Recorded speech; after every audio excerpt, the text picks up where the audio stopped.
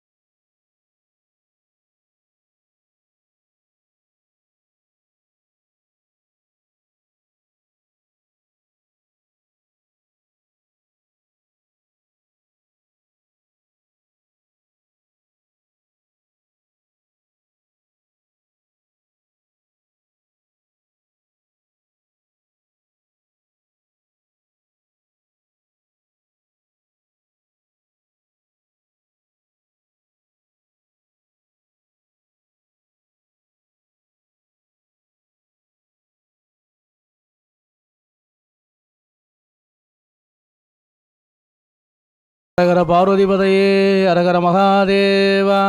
தென்னாடுடைய சிவனே போற்றி, எந்நாட்டவர்க்கும் இறைவா போற்றி போற்றி. சொட்டுணை வேதியன் சோதியாயானவன் நற்றுணை யாவது நமச்சிவாயமே. தென்னாடுடைய சிவனே போற்றி, எந்நாட்டவர்க்கும் இறைவா போற்றி போற்றி. மூஷிக வாகன மோதகஸ்த சாமர கர்ண விளம்பித சுத்ர வாமன ரூப மகேஸ்வர புத்திர விக்ன விநாயகா பாத நமஸ்தே நமஸ்தே. பேரன்புடையர் பக்தர்களுக்கும் இங்கே உலகாலும் உமையால் அன்னை ஸ்ரீ கும்பாலம்பிகை என்னும் திருத்தலம் இந்த வடை சன்னையம்பதியில் பழம்பெரும் தேவியாக இங்கே வீட்டு கொண்டிருக்கிறாள். சுமார் 3 தலைமுறைகளாக கொண்ட இத்திருத்தலம் 200 ஆண்டுகளுக்கு மேல் இத்திருக்கோயில் அமைந்துள்ளது. தொண்டையார் நகர் எனும் பழம்பெரும் ஸ்தலத்தில், தண்டையார் நகர் என்றது இப்போ காலப்போக்கில் மாறிய ஒரு பேராகும். தொண்டையார் நகர் என்பதுதான் இத்திருத்தலத்தில் இத்திருக்கோயிலில் இந்த இடத்தில் அமைந்துள்ள ஒரு நகராகும். இந்த தொண்டையார் நகர் என்று தொண்டை மண்டல வேளாளர்கள் என்ற தொண்டை மண்டலத்துடைய சமயத்தில் இந்த திருக்கோயில் உருவாக்கப்பட்டது. அதன் பின்பு 1969இல் இத்திருக்கோயிலில் பொறுப்பேற்ற தந்தையார் அவர்கள், நாராயணய்யர் என்ற தந்தையார் அவர்கள் இந்து அறநிலையத்துறையில் சுமார் 18 திருக்கோயில்களை உருவாக்கி கொண்டு தன் உழைப்பு தெய்வம், தன் உயிர் தெய்வம் என்று இத்திருக்கோயிலை பல சுவாமி மூர்த்திகளை அவருடைய கடின உழைப்பாலும் உடல்நிலை கொண்டு இருந்தாலும் இத்திருக்கோயிலை உருவாக்கி பக்தர்களுக்கும் பல வரங்கள் பெற்று பக்தர்களுடைய மன நிம்மதி சந்தோஷங்கள் அனைவரும் இந்த தெய்வத்தை வணங்க கிடைக்க வேண்டும் என்று இத்திருக்கோயிலை அரும்பாடுபட்டு அனைத்து தெய்வங்களையும் முன்னிறுத்தி வந்தார். காலப்போக்கில் 2018ஆம் ஆண்டில் அவர் காலம் பெற்றார். அதன் பின்பு இத்திருக்கோயில் பக்தர்களுடைய அனைவரும் ஒத்துழைப்பாலும் பக்தர்களின் நல்ல சிறப்போடும் இத்திருக்கோயில் பழம்பெரும் சக்திகளை கொண்டு இயங்கி வருகிறது. இத்திருக்கோயில் தமிழ்நாடு அரசு இந்து அறநிலைத்துறை கட்டுப்பாட்டுக்கு வந்து கொண்டிருக்கிறது. இத்திருக்கோயில் வரலாறு என்றும் சொல்லப்போனால், கும்பத்தில் தோன்றிய ஆனந்த ரூபணியாக சக்தி கோட்டம் கும்பாலம்பிகை, கும்பாலம்மன் என்று பெயர், கும்பாலம் என்றால் ஆனந்தம் என்று பெயர். இந்த ஆனந்தம் என்பது வடக்கே சந்தோஷி மாதா என்று சொல்வார்கள். நமது நாட்டில் நமது வட சென்னையில் அருள்மிகு ஸ்ரீ சக்தி கோட்டம் கும்பாலம்மன் எனும் திருக்கோயில் ஆனந்த ரூபணியாக அம்பாள் காட்சி கொண்டிருக்கிறார். மிகவும் அரிது. இங்கே இருக்க கர்ப்பகிரகமான அம்பாள், மூலஸ்தானத்தில் வீட்டிருக்கும் அம்பாள் அரசம், ஆலம், அத்தி இது மூன்றும் சேர்ந்து சுமார் 150 ஆண்டுகளுக்கு முன் செய்யப்பட்ட மிகப்பெரிய விக்கிரகமாகும். அதன் பின்பு இத்திருக்கோயிலில் அமைந்துள்ள காசி விஸ்வநாதர் என்னும் சிவபெருமான் இத்திருக்கோயில் திருப்பணிகள் செய்யும்போது அப்போது கிடைக்காலில் கிடைத்த நந்தியம்பெருமான் எல்லாம் இத்திருக்கோயில் சுயம்பாக வீற்று கொண்டிருந்தது. காலப்போக்கில் அனைத்து மூர்த்திகளும் இங்கே பிரதிஷ்டை செய்யப்பட்டு விநாயகர், ஹயகிரீவர், நரசிம்மர், சாய்பாபா, பஞ்சமியில் விசேஷமாக இருக்கும் வாராகி, அஷ்டமியில் விசேஷமாக இருக்கும் பிரித்திங்கரா மற்றும் சனிக்கிழமைகள் ஏகாதசி, புரட்டாசி மாதம் திருப்பதி வெங்கடேச பெருமாள், காசி விஸ்வநாதர் மற்றும் திருவக்கரை வக்ரகாளி, காளிகாம்பாள், காமாட்சி, கற்காத்தம்மன் என்றும் மிகப்பெரிய ஒரு அம்பாள் இங்கே வீட்டு கொண்டிருக்கிறாள். இந்த கர்ப்பரட்சாம்பிகை என்பது வரும் பக்தர்களுக்கு சந்தான பாக்கியம், சந்தான வரம், திருமணமாகாதவங்களுக்கு திருமணம், அவங்களுடைய பக்தியை நிலைநாட்டி அம்பாளை மனமுருக வேண்டி செவ்வாய்க்கிழமைகளில் மாவிளக்கு தீபங்கள் ஏற்றி செய்தால் அம்பாள் உடனடியாக கர்ப்பரட்சாம்பிகை வரம் கொடுக்கிறாள் என்பது அனைவரும் அறிந்தவை. இங்கே மட்டுமில்லை, தாம்பரம், வேளச்சேரி மற்றும் வெளிநாடுகளில் இருந்து கூட திருக்கோயிலுக்கு வந்திருந்து விரதத்தை நிறைவேற்றி இந்த அம்பாளுக்கு பேறு பலனை பெற்று அந்த பலனால் அம்பாளுக்கு செய்ய வேண்டிய நேர்த்திக்கடனை அனைவரும் செய்தனர். இது அனைவரும் தெரிந்த உண்மை. நாகசக்தி, துர்க்கை செவ்வாய்க்கிழமைகளில் பெண்கள், சுமங்கலி பெண்கள் அனைவரும் வந்து அம்பாளுக்கு தீபம் ஏற்றுவது. இங்கே சிவகாசியில் வீற்றிருக்கிறார் போல் 5 முகத்தான் சன்னதி இவ்வளோ நாடார்களால் பெறுபெற்று 1997ஆம் ஆண்டு இந்த 5 முக விநாயகர் நிறுவப்பட்டது. இது தெற்கு பார்த்து அமையக்கூடிய ஒரு மிகப்பெரிய விசேஷமாகும். அம்பாள் கிழக்கை நோக்கி கடலை பார்த்து இருப்பதால் இத்திருத்தலத்துக்கு ரொம்ப விசேஷமானது. காலையில் முதல் சூரிய ஒளி அம்பாள் மேலும் ஈஸ்வரன் மேலும் பட்டுதான் மற்ற பூமியிலே விழும் என்பது இங்கு தொன்று தொற்று வருகிறது. ஐயால் இந்த அம்பாளுடைய வரலாறு என்று பார்க்க போனால், எங்களுக்கு தெரிந்த 2 தலைமுறை முன்பு சொல்லப்பட்ட ஒரு வரலாறு. ஒரு பெண்மணி அவர்கள் தன் தயிர் வியாபாரம் செய்ய இந்த பக்கம் வருவது என்பது வழக்கமாம் சொல்வார்கள். அப்போது வரும் காலத்தில் தயிர் எடுத்துக்கொண்டு கூடையில், ஒரு மூங்கில் கூடையில் அந்த பானையில் தயிர் வைத்துக்கொண்டு அனைவரும் தயிர் வியாபாரம் செய்வது வழக்கம். அப்படி வந்து கொண்டிருக்கும் சமயத்தில் இந்த ஆலயத்தில் திருத்தலத்திற்கு வரும்போது தன் தலையில் இருந்து அந்த கூடை கீழே விழுந்து அந்த பானை உடைந்தது. அந்த பானையிலிருந்து அம்மன் ஒரு முகமாக எழுந்தாள் அப்படி என்பது இந்த கோயிலுடைய வழக்கு இருந்து கொண்டிருக்கிறது. ஆகையால் அந்த தொற்று வரும்போது தான் இந்த இடத்தில் வரும்போது அம்மன் அந்த பானையில் தயிரிலிருந்து உடைந்து வெளியே வந்ததாலே கும்பத்தில் தோன்றிய ஆனந்த ரூபணியாக காட்சி கொடுக்கா என்பது இங்கு 2 தலைமுறைக்கு முன்பு வாழ்ந்த திரு ஐயா மாசா சுப்பிரமணியம் வாத்தியார் அவர்கள் எழுதிய ஒரு வரலாறு அது. அதன் பின்பு அவருடைய தந்தை மாசிலாமணி அவர்கள் வாத்தியார்கள் எழுதிய தொன்று அது. இந்த திருக்கோயில் பேர் பெறும் காரணம் திரு செல்வராஜன் செட்டியார் அவர்கள் உழைப்பானிலும், மாசா சுப்பிரமணியம் வாத்தியார் அவர்கள் உழைப்பானிலும், கே நாராயணன் குருக்கள் அவர்கள் உழைப்பானிலும் எழுந்த இத்திருத்தலம் இது. ஆகையால் இத்திருக்கோயில் வரலாறு என்பது தயிர் வரும்போது தயிர் பானை உடைந்ததால் அம்பாள் அதில் காட்சி கொடுத்தாள் என்பதால் தான் இத்திருக்கோயில் வரலாறு சொல்படுவது. 2 தலைமுறை பின்பு சொன்ன ஒரு வாக்கியம் இது. ஆகையால் அம்பாளுக்கு அதிக சக்தியும் அதிக மகத்துவமும் கொண்ட அமாவாசையில் இந்த அம்பாள் திருக்கோயில் எதிரே அரச மரத்தில் தான் இந்த அம்பாள் இருந்தால். ஆகையால் அந்த அரச மரத்தில் இருந்து ஒரு சிறப்பான ஒரு ஆச்சாரி, அப்பொழுது ஆச்சாரி என்பது கிடையாது, 1969 59 ஆச்சாரி என்பது உண்டு.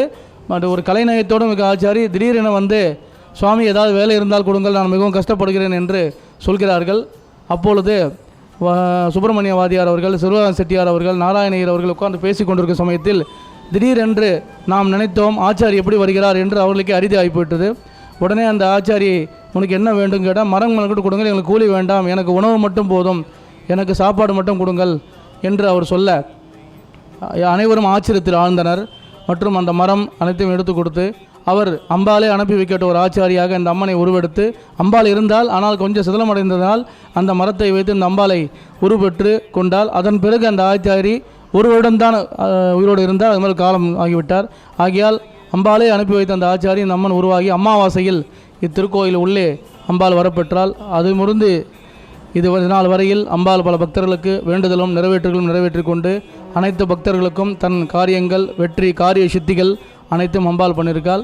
இங்கே ஆடி மாதம் 7வது வாரம், அதாவது ஆடி மாதம் 13 வாரம் சொல்வார்கள் பெரியபாளையம் பவானி அம்மன் கோயில் போல், இங்கே ஆடி மாதம் 7வது வாரம் ஆகஸ்ட் மாதம் ஆவணி மாதத்தில் அம்பாளுக்கு 3 நாட்கள் திருவிழா நடைபெறுகிறது. இந்த திருவிழாவில் விசேஷம் என்பது என்னவென்றால், ஆடி 7வது வாரம் முதல் வெள்ளிக்கிழமை காலையில் அம்பாளுக்கு இங்கே எதிர்க்கே உள்ள சமுத்திரத்தில் சென்று அங்கே கங்கை திரட்டி கலசம் வைத்து காப்பு கட்டி அங்கிருந்து கலச தண்ணியை எடுத்து வந்து அம்பாளுக்கு வாஸ்து சாந்தி பூஜைகள் செய்து அம்பாளுக்கு காலை 6 மணிக்குள் காப்பு கட்டிவிடும்.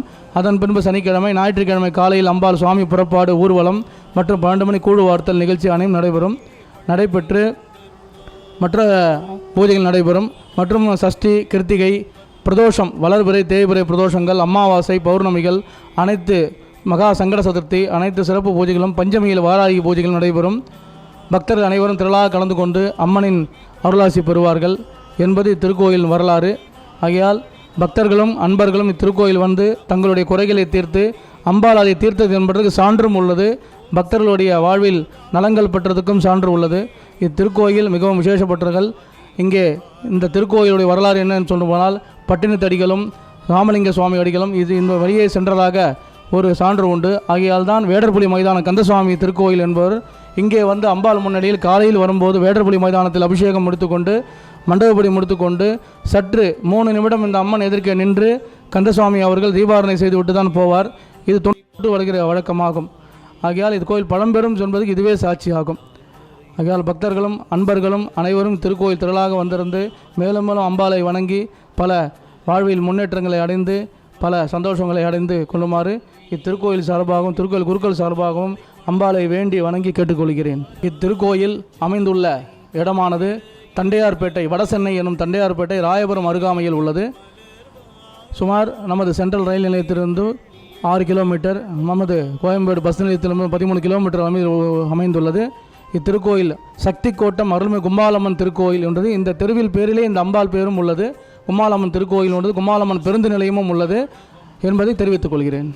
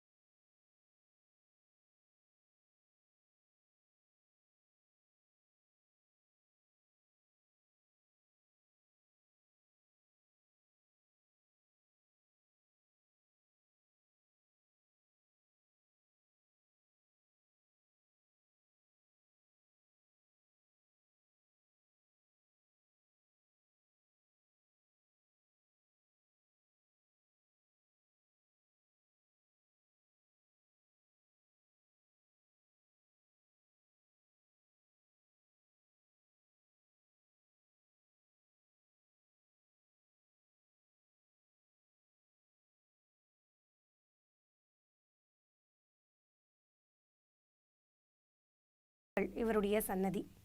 இவர் யார் அப்படின்னு பார்த்தீங்கன்னா, காலத்தை தாண்டின ஞானம் இவருக்கு இருக்குது. இப்போ நடக்கக்கூடிய சமீபத்தில் நடக்கக்கூடிய விஷயங்களை கூட இவரை அந்த காலத்திலேயே இவர் கணிச்சு சொல்லியிருக்கார். அந்த அளவுக்கு ஞானம் இவருக்கு இருக்குது. இவரை பார்த்திங்கன்னா ஆந்திர மாநிலத்தில் இவரை பற்றி நல்ல விசேஷமாக பேசுவாங்க. அவருடைய சன்னதி இந்த ஆலயத்தில் நம்ம பார்க்கலாம். அவரை தொடர்ந்து அடுத்து நம்ம பார்க்கக்கூடிய சன்னதி அப்படின்னு பார்த்திங்கன்னா ஸ்ரீ லக்ஷ்மி நரசிம்மர் இவருடைய சன்னதியை தான் நம்ம பார்க்குறோம். லக்ஷ்மி நரசிம்மர் அப்படிங்கிறவர் பார்த்திங்கன்னா இந்த கலியுகத்தில் நாம் வணங்க வேண்டிய ஒரு முக்கியமான தெய்வம். நமக்கு வரக்கூடிய சங்கடங்கள் அனைத்தையும் போக்கக்கூடிய வல்லமை இந்த லக்ஷ்மி நரசிம்மருக்கு இருக்குது. மடியில் எப்போதும் லக்ஷ்மியை வச்சிருக்கிறதுனால லக்ஷ்மி கடாட்சமும் பார்த்திங்கன்னா இவரை வணங்கும் பொழுது நமக்கு பரிபூர்ணமாக கிடைக்கும். ஸ்ரீ லக்ஷ்மி நரசிம்மர் சன்னதியை தரிசிச்சுட்டு நம்ம கோவிலை வலம் வரும் பொழுது நம்ம பார்க்கக்கூடிய அடுத்த சன்னதி ஸ்ரீ லக்ஷ்மி ஹயக்ரீவர் சன்னதி. தடைகள் போக்க எப்படி நம்ம நரசிம்மரை வணங்குகிறோமோ அதே மாதிரி நமக்கு நல்ல அறிவும் ஞானமும் படிப்பும் பெறறதுக்கு நம்ம வணங்கக்கூடிய ஒரு விஷ்ணு ஸ்வரூபம் தான் இந்த லக்ஷ்மி ஹயக்ரீவர் ஸ்வரூபம். வித்யாலக்ஷ்மியாக நம்ம இந்த லக்ஷ்மி அங்கே மடியில் உட்கார்ந்து நமக்கு படிப்பை அருள்பாலிப்பாங்க. மாணவர்கள் கண்டிப்பாக இவரை தரிசித்து வணங்கணும். அப்படியே நம்ம கோவிலை வலம் வரும்பொழுது அடுத்து பார்க்கக்கூடியது சப்த கன்னிகைகளின் சன்னதி. இதை தொடர்ந்து பார்த்திங்கன்னா கலியுகத்தின் தெய்வங்களான ஸ்ரீ வாராகி அம்மன், சரபேஸ்வரர், பக்த ஆஞ்சநேயர் இவரை தான் நம்ம தரிசிக்க போகிறோம். ஸ்ரீ வாராகி அம்மன் அப்படிங்கிறவங்களுக்கு விரலி மஞ்சள்னால் நம்ம மாலை அணிவித்து நம்மளுடைய பிரார்த்தனைகளை நம்ம செஞ்சோம் அப்படின்னா நமக்கு அந்த பிரார்த்தனைகளை அந்த அம்மன் நிறைவேற்றி தருவாங்க. பஞ்சமி அன்னைக்கு இவங்களை நம்ம வணங்குவது அப்படிங்கிறது மிகவும் விசேஷமானது. அடுத்து சரபேஸ்வரரை நம்ம தரிசிக்கிறோம். சரபேஸ்வரர் அப்படிங்கிறவர் பார்த்திங்கன்னா நரசிம்மர் உக்ரமாக இருக்கும் பொழுது அந்த உக்ரத்தை தணிப்பதற்காக சிவபெருமான் எடுத்த ஒரு ஸ்வரூபம் தான் இந்த சரபேஸ்வரர் ஸ்வரூபம்.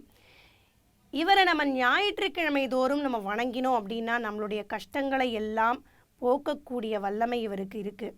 இந்த சரபேஸ்வரர் இவரை தரிசித்த பிறகு நாம் பார்க்கக்கூடியது பிரத்யங்கரா, மகா பிரத்யங்கரா இவர்களை தான். அஷ்டமி தோறும் நம்ம பிரத்யங்கரா வழிபாடு செய்யும் பொழுது ராகுவினால் ஏற்படும் தடைகள் எல்லாம் நம்மளுடைய வாழ்க்கையிலிருந்து நீங்கும்.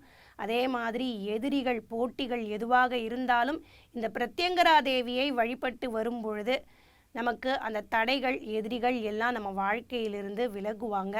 கலியுகத்தில் ஏற்படக்கூடிய அனைத்து கஷ்டங்களையும் போக்கக்கூடிய சக்தி இந்த பிரத்யங்கரா தேவிக்கு இருக்குது. அடுத்து நாம் பார்க்கக்கூடியது அப்படின்னு பார்த்தீங்கன்னா விஷ்ணுவின் ஸ்வரூபமான தன்வந்திரி பகவான். இந்த தன்வந்திரி பகவான் அப்படிங்கிறது எதற்காக நம்ம வணங்குவோம் அப்படின்னு பார்த்தீங்கன்னா குறிப்பாக நம்மளுடைய மருத்துவ செலவுகள் குறையறதுக்காக. நம்மளுடைய உடலில் ஏதாவது உபாதைகள்லாம் இருக்குது, எப்போதும் மருத்துவ செலவுகள் வந்துட்டே இருக்குது அப்படின்னா இந்த தன்வந்திரி பகவானை நம்ம அமாவாசை தோறும் வணங்கி வர நம்மளுடைய ஆரோக்கியத்தில் நல்ல முன்னேற்றம் காண முடியும். இவரை தொடர்ந்து அடுத்து நாம் தரிசிக்கக்கூடியது அலமேலு மங்கா சமேத ஸ்ரீ திருப்பதி வெங்கடாச்சலபதி. சிவபெருமானின் சந்நிதிக்கு அருகிலேயே நாம் 2 தெய்வங்கள், சக்தி ஸ்வரூபங்களை நம்ம தரிசிக்கலாம். முதல் தெய்வம் சோட்டானிக்கரை பகவதி அம்மன், அடுத்தது திருவக்கரை வக்ரகாளி அம்மன்.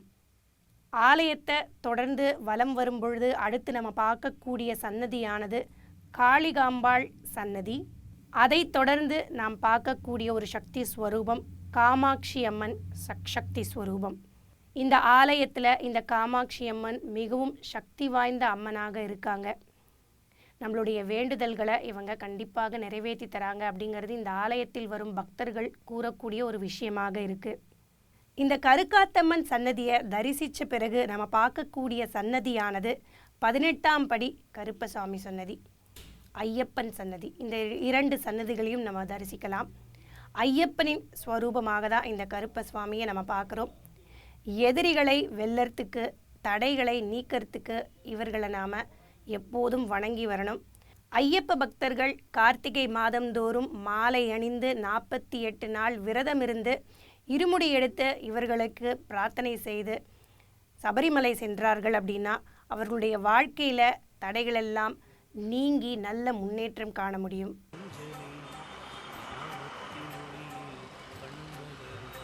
உலகத்துல எல்லாமே சக்திமயம். சக்தி இல்லாம ஒரு விஷயமும் இல்லை. இந்த அருள்மிகு சக்தி கோட்டம் கும்மாளம்மன் ஆலயத்துல அனைத்து சக்தி ஸ்வரூபத்தையும் ஒரே இடத்துல நம்ம தரிசிச்சது நம்மளுடைய பாக்கியம். இந்த ஆலயத்துக்கு வந்தது எனக்கு மிகவும் மன நிறைவோட இருக்கு. ஜெம் டிவி வாயிலாக தொலைக்காட்சியின் மூலமாக நீங்க அத்தனை சக்திகளையும் பார்த்தது உங்களுக்கும் ஒரு மன நிறைவை கொடுத்துருக்கோம் அப்படிங்கிற ஒரு சந்தோஷத்தோடு பக்தியுடன் உங்களிடமிருந்து விடைபெறுவது மீனாட்சி சுப்பிரமணியம். மீண்டும் வேறொரு இறைப்பயணம்